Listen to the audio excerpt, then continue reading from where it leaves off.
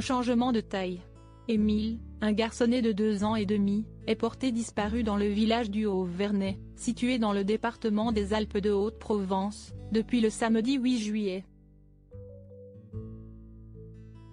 Gendarmes de haute montagne, équipe cynophile, hélicoptère, drone à reconnaissance thermique, battu.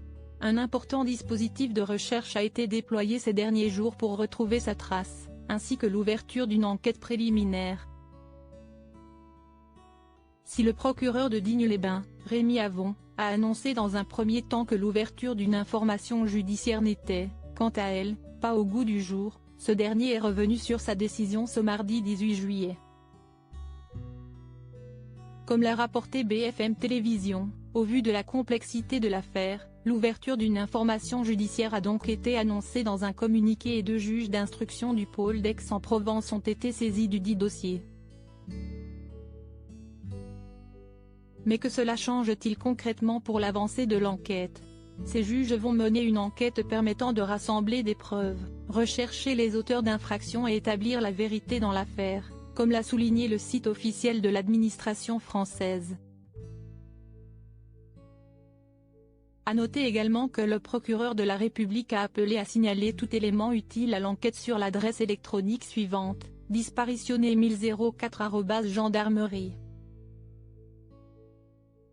Intérieur.gouv, et non plus sur la ligne téléphonique précédemment utilisée.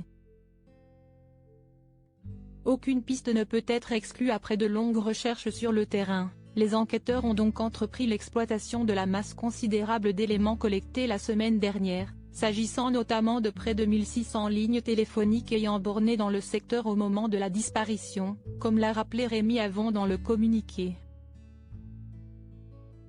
1400 signalements téléphoniques ont été traités suite à l'appel à témoins lancé dès le 9 juillet, a-t-il ajouté, montrant ainsi la complexité de cette affaire autour du petit Émile. La visée a également indiqué que toutes les pistes restaient envisagées, aucune n'étant ni exclue, ni privilégiée à ce jour pour expliquer la disparition de l'enfant. Affaire à suivre, donc. Article écrit en collaboration avec 6 médias Crédit Photo, capture d'écran Facebook.